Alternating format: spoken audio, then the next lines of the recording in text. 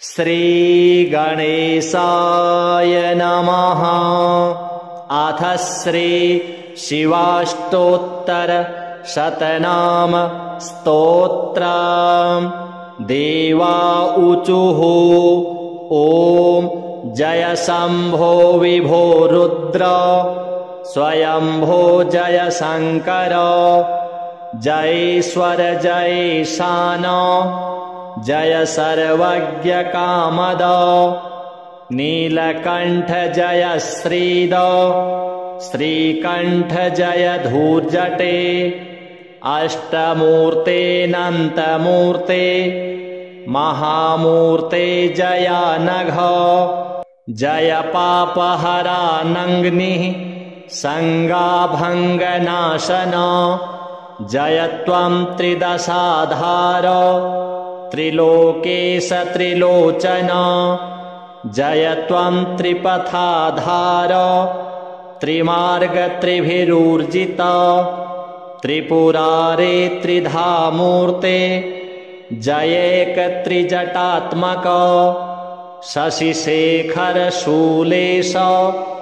पशुपाल शिवाप्रिय शिवात्मक शिवश्रीद सुहृत् श्रीशतनोजय सर्वेश भूतेश गिरीश त्वं गिरीश्वर जयोग्ररूप मीमेश भवभर्ग जय प्रभो जय दक्षाध्वर ध्वंसिन् अंधक ध्वंसकारक रुण्डमालिन् कपालिं स्थं भुजंगाजिनभूषण दिगंबर दिशां नाथ व्योमकेशचितां पते जयाधार निराधार भस्माधार धराधर देवदेव महादेव देवतेशादिदैवत वहनिवीर्य जयस्थाणो जयायो निज संभव भव सर्व महाकाल भस्मांग सर्पभूषण त्र्यंबक स्थपते वाचां पते भो जगतां पते शिपिविष्ट विरूपाक्ष जयलिंग वृषध्वज नीललोहित पिंगाक्ष जय खड्वांग मंडन कृत्तिवास अहिर्बुद्ध्य मृडानीश जटाम्बुभृत् जगद्भ्रातर जगन्मातर जगत्तात जगद्गुरो पंचवक्त्र महावक्त्र कालवक्त्र गजास्य भृत् दशबाहो महाबाहो महावीर्य महाबल अघोर घोर वक्त्रत्वं सद्योजात उमापते सदानंद महानंद नंदमूर्ते जयेश्वर एवं अष्टोत्तरशतं नाम्नां देवकृतं तुये शम्भोर्भक्त्या स्मरन्तीह शृण्वन्ति च पठन्ति च न तापस्त्रिविधास्तेषां न शोको न रुजादयः ग्रहगोचरपीडा च तेषां क्वापि न विद्यते श्रीः प्रज्ञारोग्यमायुष्यं सौभाग्यं भाग्यमुन्नतिं विद्याधर्मे मतिः शम्भोर्भक्तिस्तेषां न संशयः श्रीसाम्ब सदाशिवार्पणमस्तु। जय शम्भो विभो रुद्र स्वयंभो जय शंकर जयेश्वर जयेशान जय सर्वज्ञ कामद नीलकंठ जय श्रीद श्रीकंठ जय धूर्जटे अष्टमूर्तेऽनन्तमूर्ते महामूर्ते जयानघ जय पापहरानङ्निः संगाभङ्गनाशन जय त्वं त्रिदशाधार त्रिलोकेश त्रिलोचन जय त्वं त्रिपथाधार त्रिमार्ग त्रिभिरूर्जित त्रिपुरारे त्रिधामूर्ते जयेक त्रिजटात्मक शशिशेखर शूलेश पशुपाल शिवाप्रिय शिवात्मक शिवश्रीद सुहृत् श्रीशतनोजय सर्वसर्वेश भूतेश गिरीश त्वं गिरीश्वर जयोग्ररूपमीमेश भवभर्ग जय प्रभो जय दक्षाध्वरध्वंसिन् अन्धकध्वंसकारक रुण्डमालिन् कपालिं स्थं भुजङ्गाजिनभूषण दिगम्बर दिशां नाथ व्योमकेशचितां पते जयाधार निराधार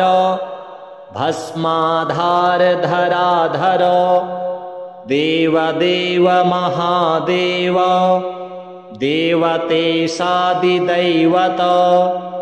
वहनिवीर्य जयस्थाणो जयायो निज संभव भव सर्वमहाकाल भस्मांग सर्पभूषण त्र्यंबकस्थपते वाचां पते भो जगतां पते शिपिविष्टविरूपाक्ष जयलिङ्गवृषध्वज नीललोहितपिङ्गाक्ष जय खड्वाङ्गमण्डन कृत्तिवास अहिर्बुद्ध्य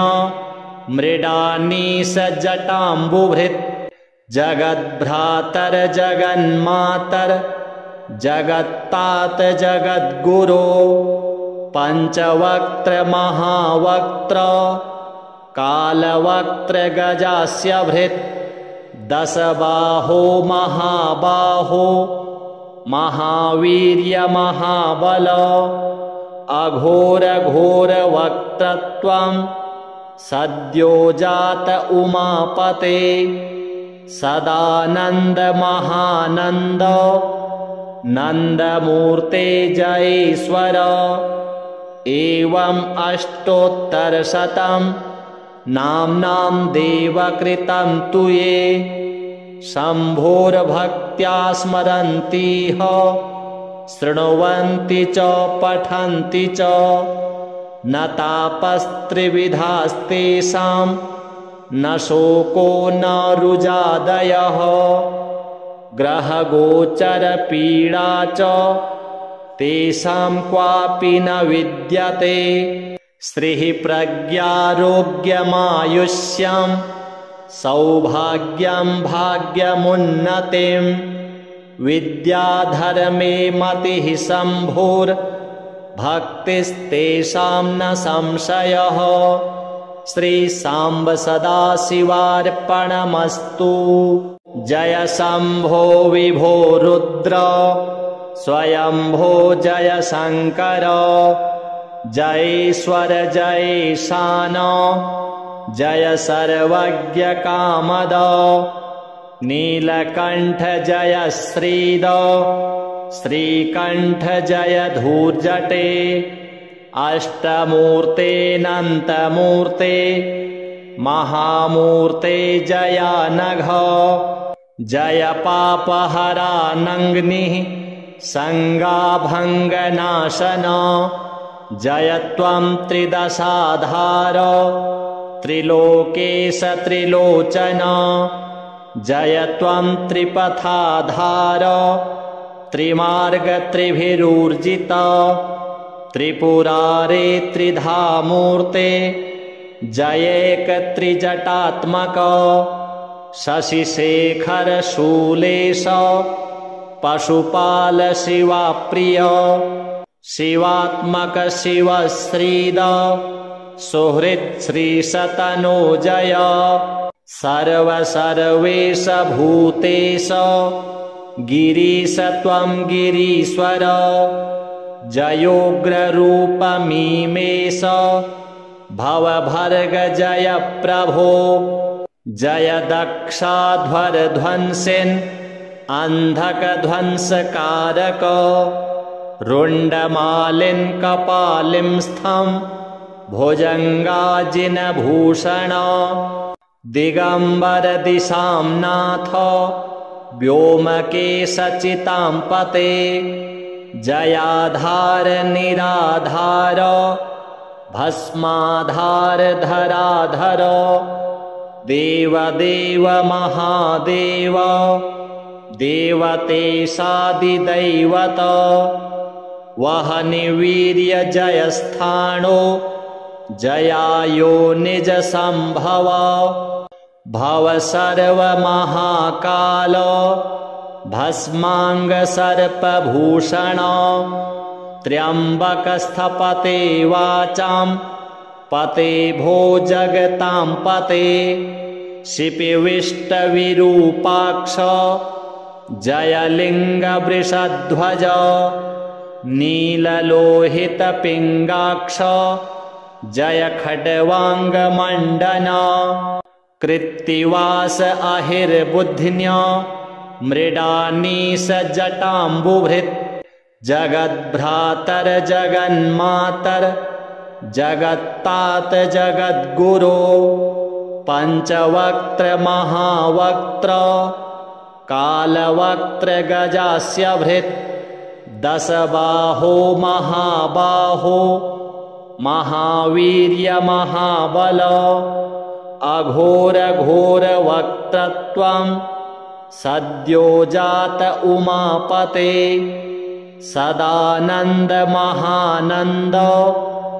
नंदमूर्ते जयेश्वर एवं अष्टोत्तरशतं नाम्नां देवकृतं तु ये शम्भोर्भक्त्या स्मरन्तीह शृण्वन्ति च पठन्ति च न तापस्त्रिविधास्तेषां न शोको न रुजादयः ग्रहगोचरपीडा च तेषां क्वापि न विद्यते श्रीः प्रज्ञारोग्यमायुष्यं सौभाग्यं भाग्यमुन्नतिं विद्याधर्मे मतिः शम्भुर्भक्तिस्तेषां न संशयः श्रीसाम्ब सदाशिवार्पणमस्तु जय शम्भो विभो रुद्र स्वयंभो जय शंकर जयेश्वर जयेशान जय सर्वज्ञ कामद नीलकंठ जय श्रीद श्रीकंठ जय धूर्जटे अष्टमूर्तेऽनन्तमूर्ते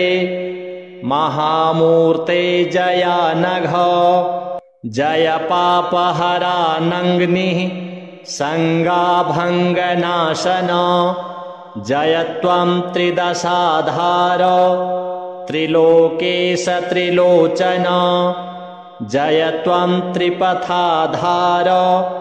त्रिमार्ग त्रिभिरूर्जित त्रिपुरारे त्रिधामूर्ते जयेक त्रिजटात्मक शशिशेखर शूलेश पशुपाल शिवाप्रिय शिवात्मक शिवश्रीद सुहृत् श्रीशतनोजय सर्वेश भूतेश गिरीश त्वं गिरीश्वर जयोग्ररूपमीमेश भवभर्ग जय प्रभो जय दक्षाध्वरध्वंसिन् अन्धकध्वंसकारक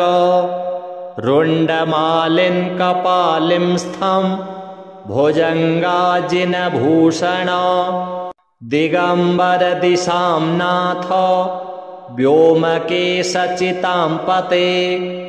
जयाधार निराधार भस्माधार धराधर देवदेव महादेव देवतेशादिदैवत वहनिवीर्य जयस्थाणो जयायो निज संभव भव सर्व महाकाल भस्मांग सर्पभूषण त्र्यंबक स्थपते वाचां पते भो जगतां पते शिपिविष्ट विरूपाक्ष जयलिंग वृषध्वज नीललोहित पिंगाक्ष जय खड्वांग मंडन कृत्तिवास अहिर्बुद्धिन्य मृडानीश जटाम्बुभृत् जगद्भ्रातर जगन्मातर जगत्तात जगद्गुरो पंचवक्त्र महावक्त्र कालवक्त्र गजास्य भृत् दशबाहो महाबाहो महावीर्य महाबल अघोर घोर वक्त्रत्वं सद्यो जात उमापते सदानंद महानंद नंदमूर्ते जयेश्वर एवं अष्टोत्तरशतं नाम्नां देवकृतं तु ये शम्भोर्भक्त्या स्मरन्तीह शृण्वन्ति च पठन्ति च न तापस्त्रिविधास्तेषां न शोको न रुजादयः ग्रहगोचरपीडा च तेषां क्वापि न विद्यते श्रीः प्रज्ञारोग्यमायुष्यं सौभाग्यं भाग्यमुन्नतिं विद्याधर्मे मतिः शम्भोर्भक्तिस्तेषां न संशयः श्रीसाम्ब सदाशिवार्पणमस्तु जय शम्भो विभो रुद्र स्वयंभो जय शंकर जयेश्वर जयेशान जय सर्वज्ञ कामद नीलकंठ जय श्रीद श्रीकंठ जय धूर्जटे अष्टमूर्ते नंतमूर्ते महामूर्ते जयानघ जय पापहरा नंग्निः संगाभंगनाशन जय त्वं त्रिदशाधार त्रिलोकेश त्रिलोचन जय त्वं त्रिपथाधार त्रिमार्ग त्रिभिरूर्जित त्रिपुरारे त्रिधामूर्ते जयेक त्रिजटात्मक शशिशेखर शूलेश पशुपाल शिवाप्रिय शिवात्मक शिवश्रीद सुहृत् श्रीशतनोजय सर्वसर्वेश भूतेश गिरीश त्वं गिरीश्वर जयोग्ररूपमीमेश भवभर्ग जय प्रभो जय दक्षाध्वरध्वंसिन् अंधकध्वंसकारक रुण्डमालिन् कपालिं स्थं भुजङ्गाजिनभूषण दिगंबर दिशां नाथ व्योमकेशचितां पते जयाधार निराधार भस्माधार धराधर देवदेव महादेव देवतेशादिदैवत वहनिवीर्य जयस्थाणो जयायो निज संभव भव सर्व महाकाल भस्मांग सर्पभूषण त्र्यम्बकस्थपते वाचां पते भो जगतां पते शिपिविष्टविरूपाक्ष जय लिङ्गवृषध्वज नीललोहितपिङ्गाक्ष जय खड्वाङ्गमण्डन कृत्तिवास अहिर्बुद्ध्न्य मृडानीश जटाम्बुभृत् जगद्भ्रातर जगन्मातर जगत्तात जगद्गुरो पञ्चवक्त्र महावक्त्र कालवक्त्र गजास्य भृत् दशबाहो महाबाहो महावीर्य महाबल अघोर घोर वक्त्रत्वं सद्यो जात उमापते सदानंद महानंद नंदमूर्ते जयेश्वर एवं अष्टोत्तरशतं नाम्नां देवकृतं तु ये शम्भोर्भक्त्या स्मरन्तीह शृण्वन्ति च पठन्ति च न तापस्त्रिविधास्तेषां न शोको न रुजादयः ग्रहगोचरपीडा च तेषां क्वापि न विद्यते श्रीः प्रज्ञारोग्यमायुष्यं सौभाग्यं भाग्यमुन्नतिं विद्याधर्मे मतिः शम्भोर्भक्तिस्तेषां न संशयः श्रीसाम्ब सदाशिवार्पणमस्तु जय शम्भो विभो रुद्र स्वयंभो जय शंकर जयेश्वर जयेशान जय सर्वज्ञ कामद नीलकंठ जय श्रीद श्रीकंठ जय धूर्जटे अष्टमूर्ते नंतमूर्ते महामूर्ते जयानघ जय पापहरा नंग्निः संगाभंगनाशन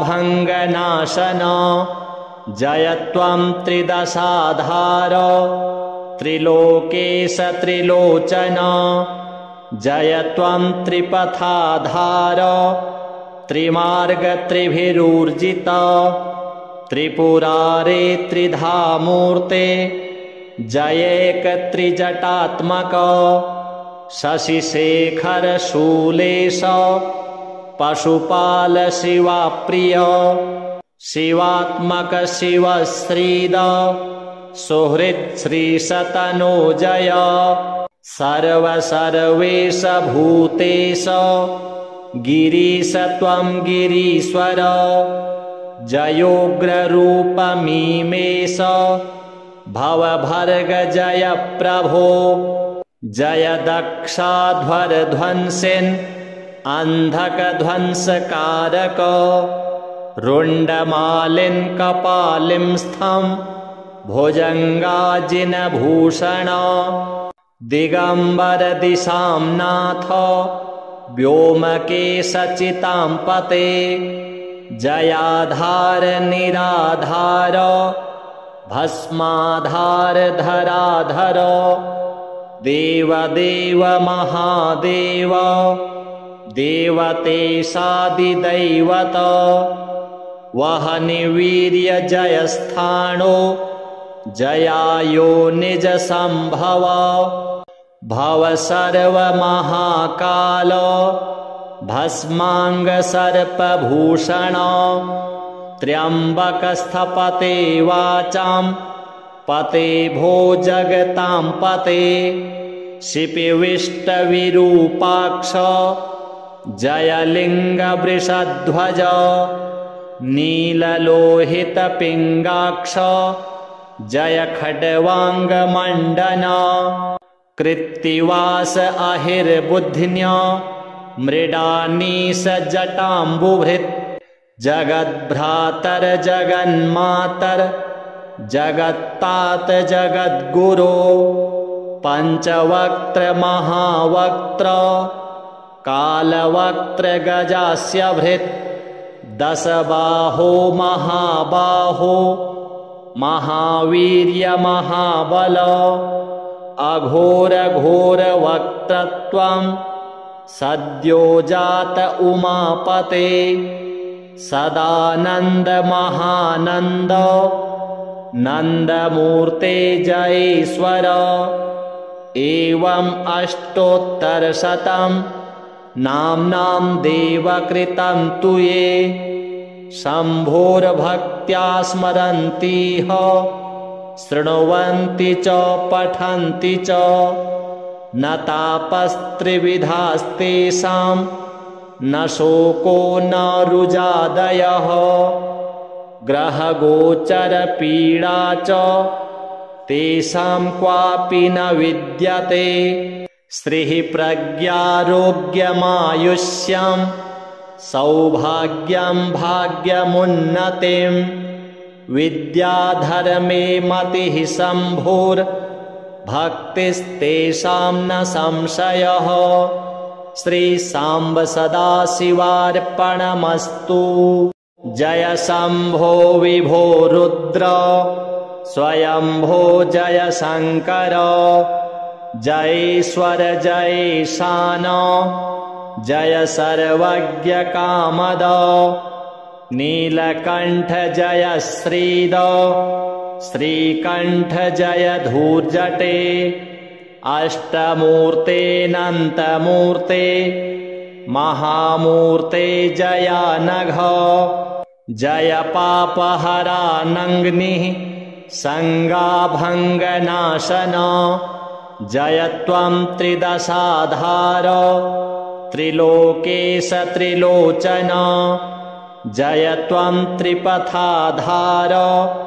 त्रिमार्ग त्रिभिरूर्जित त्रिपुरारे त्रिधामूर्ते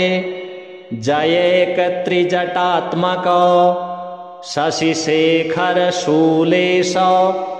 पशुपाल शिवाप्रिय शिवात्मक शिवश्रीद सुहृत् श्रीशतनोजय सर्वसर्वेश भूतेश गिरीश त्वं गिरीश्वर जयोग्ररूपमीमेश भवभर्ग जय प्रभो जय दक्षाध्वरध्वंसिन् अंधकध्वंसकारक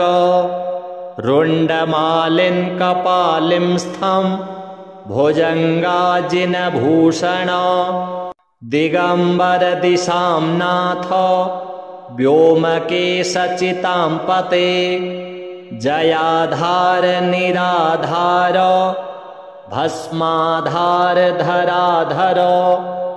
देवदेव महादेव देवतेशादिदैवत वहनिवीर्य जयस्थाणो जयायो निज संभव भव सर्व महाकाल भस्मांग सर्पभूषण त्र्यंबकस्थपते वाचां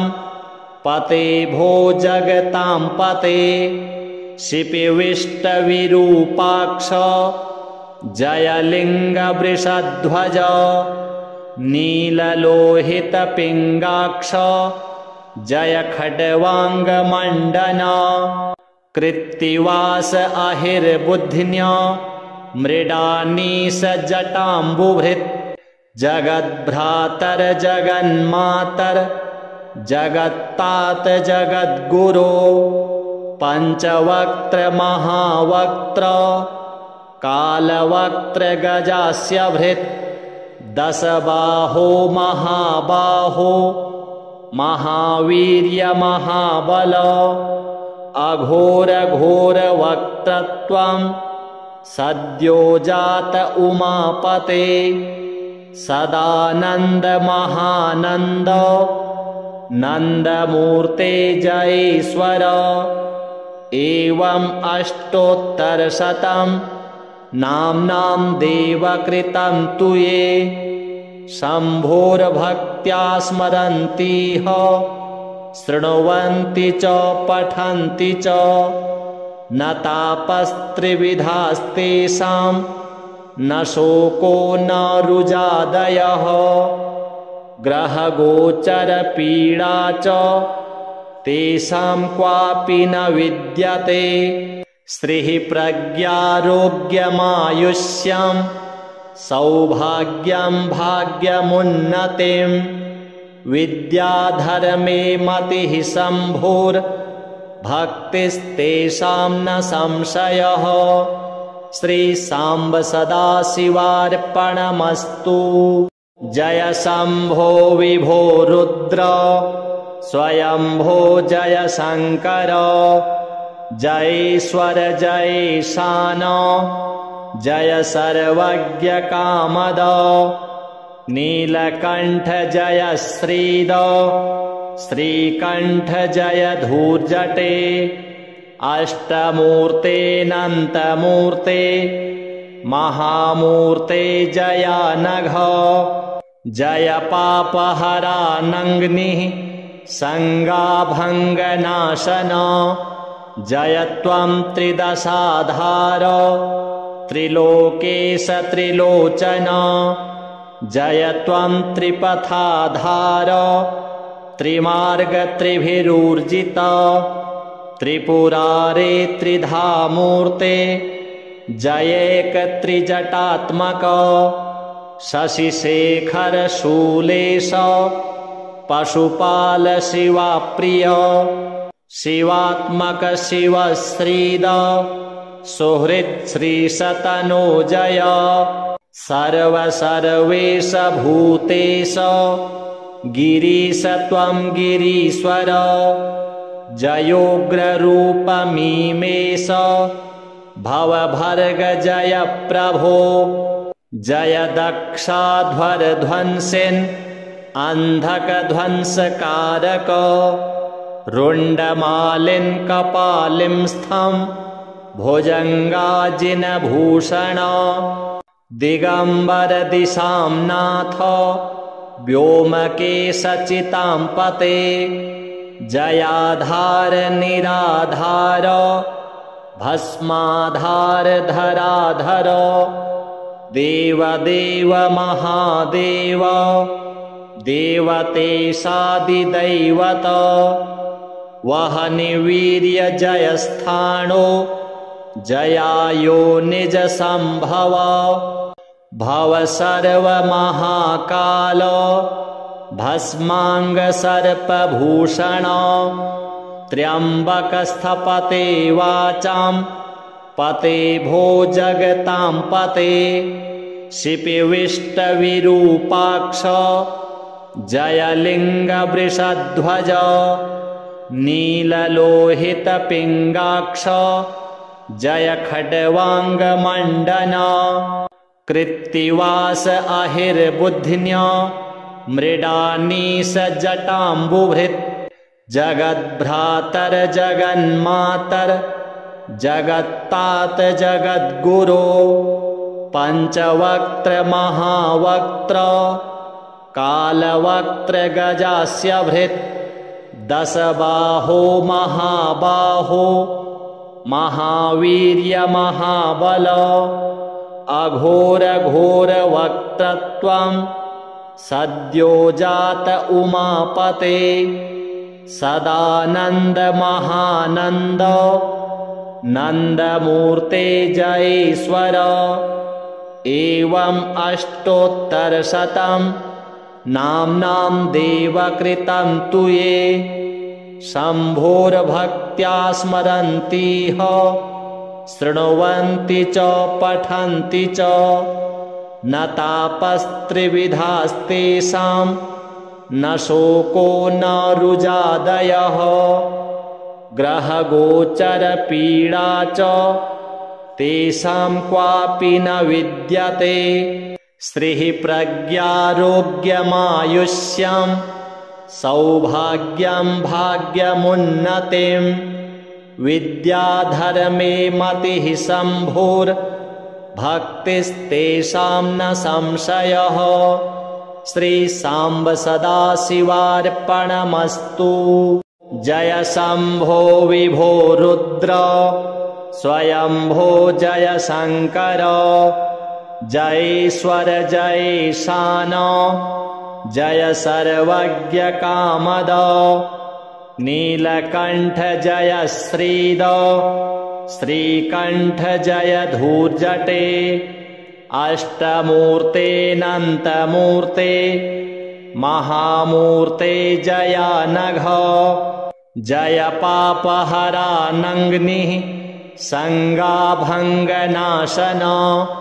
जय त्वं त्रिदशाधार त्रिलोकेश त्रिलोचन जय त्वं त्रिपथाधार त्रिमार्ग त्रिभिरूर्जित त्रिपुरारे त्रिधामूर्ते जयेक त्रिजटात्मक शशिशेखर शूलेश पशुपाल शिवाप्रिय शिवात्मक शिवश्रीद सुहृत् श्रीशतनोजय सर्वेश भूतेश गिरीश त्वं गिरीश्वर जयोग्ररूपमीमेश भवभर्ग जय प्रभो जय दक्षाध्वरध्वंसिन् अन्धकध्वंसकारक रुण्डमालिन् कपालिं स्थं भुजङ्गाजिनभूषण दिगम्बर दिशां नाथ व्योमकेशचितां पते जयाधार निराधार भस्माधार धराधर देवदेव महादेव देवतेशादिदैवत वहनिवीर्य जयस्थाणो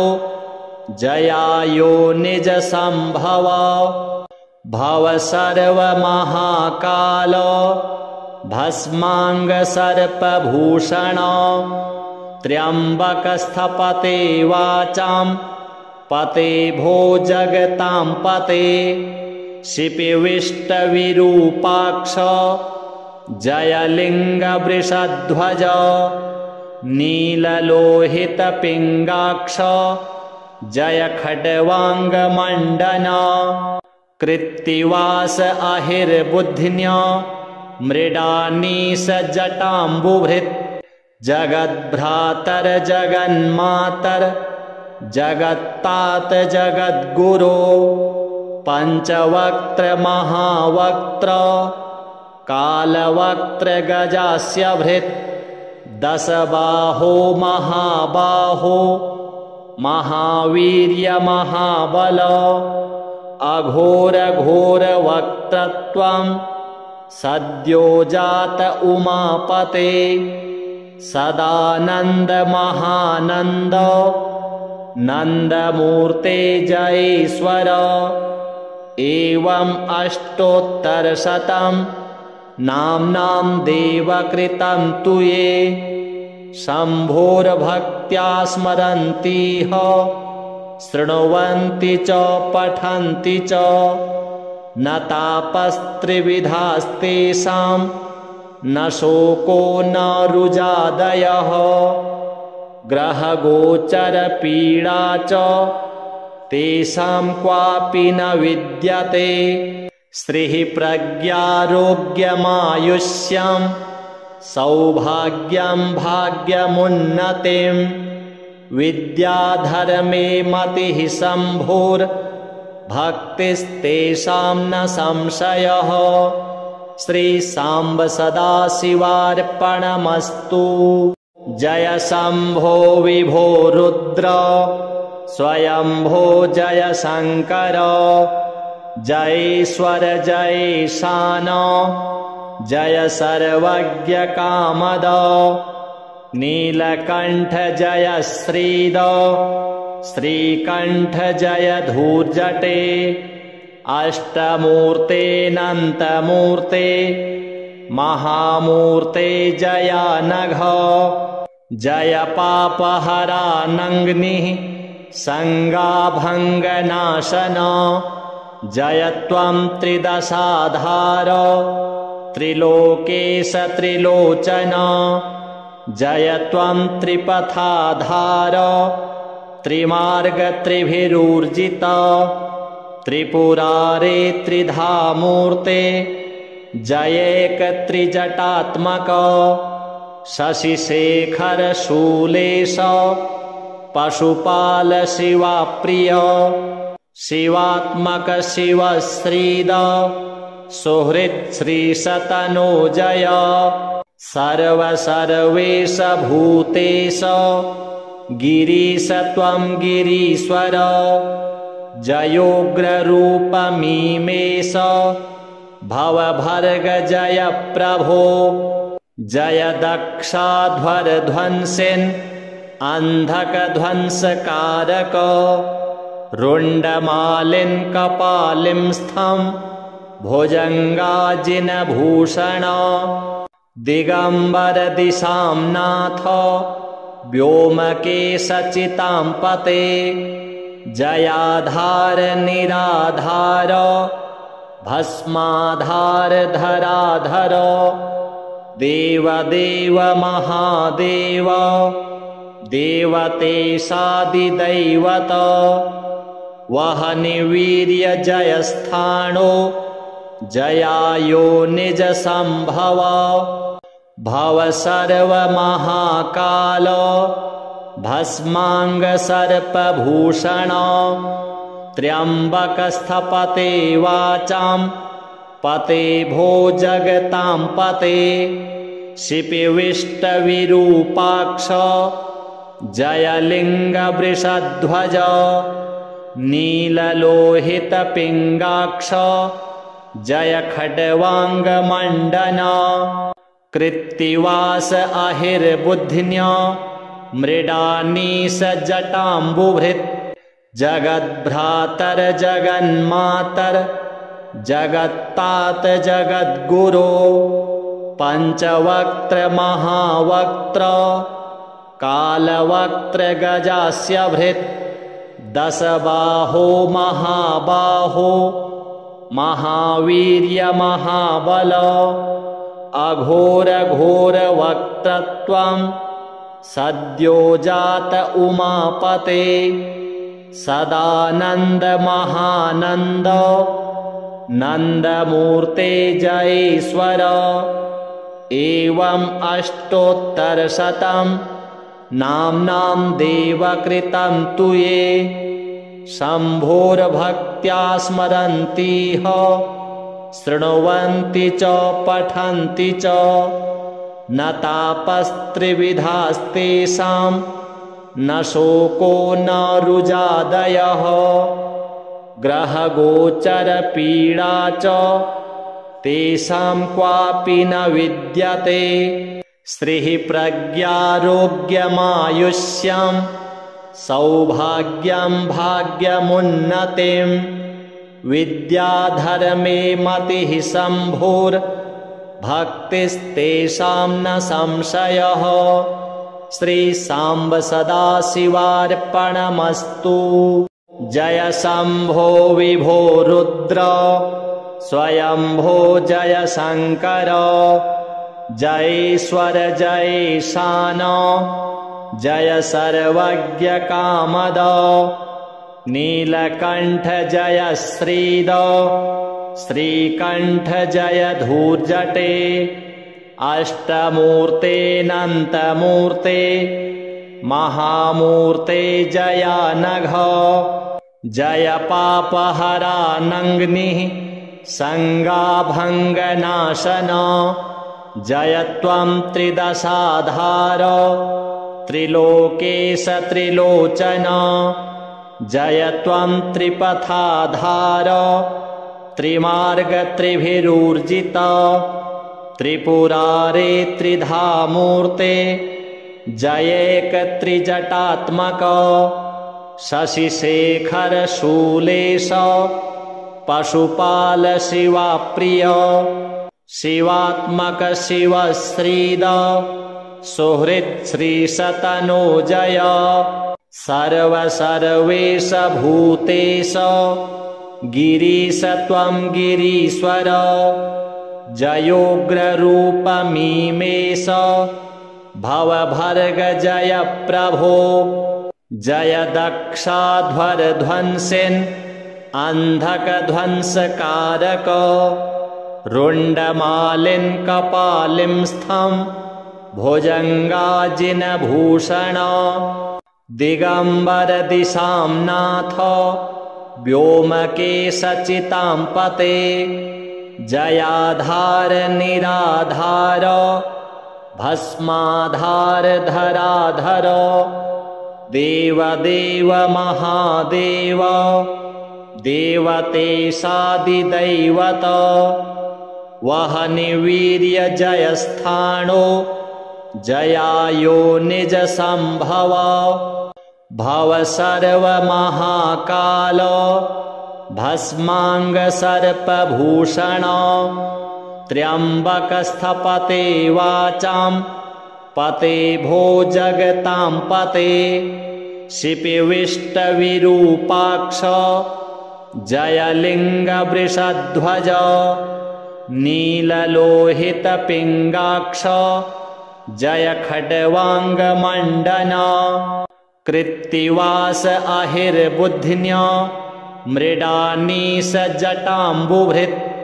जगद्भ्रातर जगन्मातर जगत्तात जगद्गुरो पंचवक्त्र महावक्त्र कालवक्त्र गजास्य भृत् दशबाहो महाबाहो महावीर्य महाबल अघोर घोर वक्त्रत्वं सद्यो जात उमापते सदानंद महानंद नंदमूर्ते जयेश्वर एवं अष्टोत्तरशतं नाम्नां देवकृतं तु ये शम्भोर्भक्त्या स्मरन्तिह शृण्वन्ति च पठन्ति च न तापस्त्रिविधास्तेषां न शोको न रुजादयः ग्रहगोचरपीडा च तेषां क्वापि न विद्यते श्रीः प्रज्ञारोग्यमायुष्यं सौभाग्यं भाग्यमुन्नतिं विद्याधर्मे मतिः शम्भुर्भक्तिस्तेषां न संशयः श्रीसाम्ब सदाशिवार्पणमस्तु जय शम्भो विभो रुद्र स्वयंभो जय शंकर जयेश्वर जयेशान जय सर्वज्ञ कामद नीलकंठ जय श्रीद श्रीकंठ जय धूर्जटे अष्टमूर्ते नंतमूर्ते महामूर्ते जयानघ जय पापहरा नंग्निः संगाभंगनाशन जय त्वं त्रिदशाधार त्रिलोकेश त्रिलोचन जय त्वं त्रिपथाधार त्रिमार्ग त्रिभिरूर्जित त्रिपुरारे त्रिधामूर्ते जयेक त्रिजटात्मक शशिशेखर शूलेश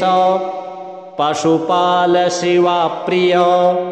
शिवात्मक शिवश्रीद सुहृत् श्रीशतनोजय